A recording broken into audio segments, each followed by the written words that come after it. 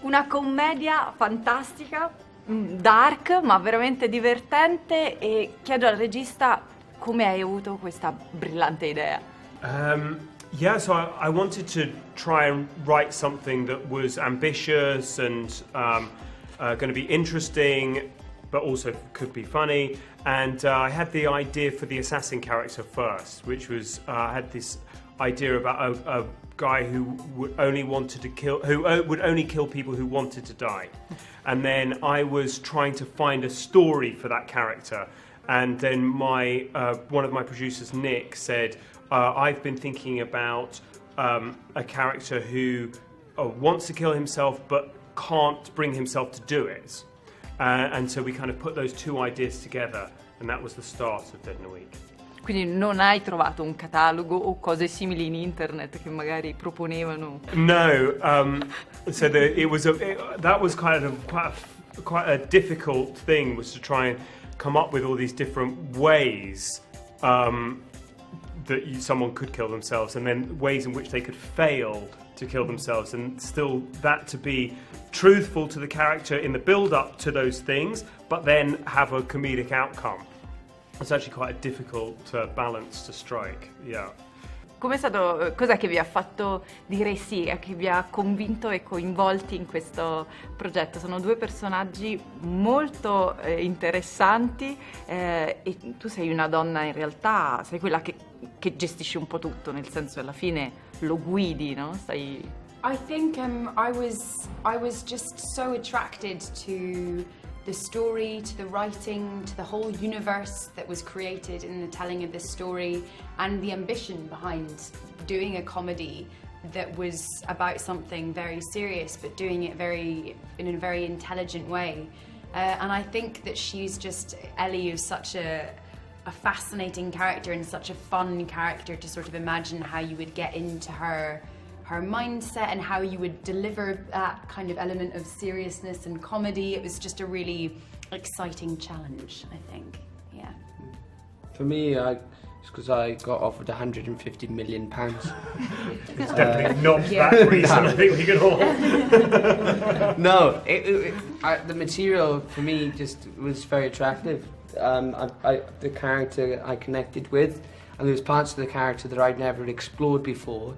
As an actor, so there was something that I knew I could channel into, but then there was something I needed to find, so I had to work on, and that was all there on the paper, and I met with Tom and we sat down and talked about the script, and then I trusted him as a writer-director also, and Tom and Daniel and the rest of the producers entrusted me with such an important role to bring something very delicate to life in a very, very unnatural world, really, of comedy, but also a genuine human being suffering. But for me, that was the attraction. Kind of to work with Freya. Again,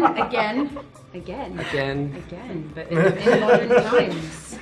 Potremmo dire che bisogna stare attenti a desiderare troppo qualcosa, perché forse alla fine per il protagonista il desiderio si avvera. Yeah. No spoiler. Yeah, I think that.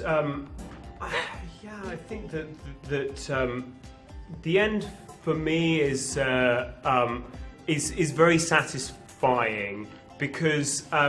And I hope that for the audience, it is a difficult thing, because I think they can see that William is getting what he wished for, and that's what gives a completion to the story.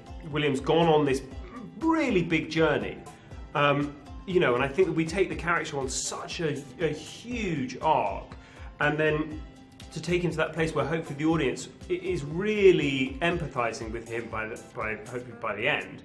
And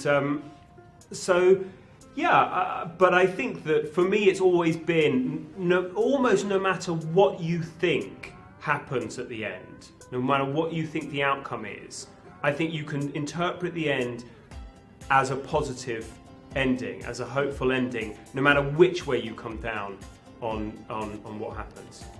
Visto che siamo vicino ad Halloween, se voi aveste un catalogo e scegliere la vostra uscita di scena, quale scegliereste? Do you want to do? So I always think it's quite funny the ways that which he flicks through the book, and he flicks through quite quickly in the film. But there are some pictures that, if you look, you'll see that it's like biting a poison apple, getting bitten by a snake.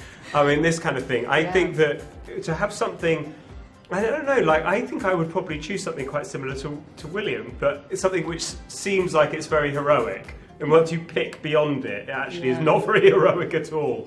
But you like to think of yourself as being a great hero who's an act of great self-sacrifice. So I think that is an appealing way to go.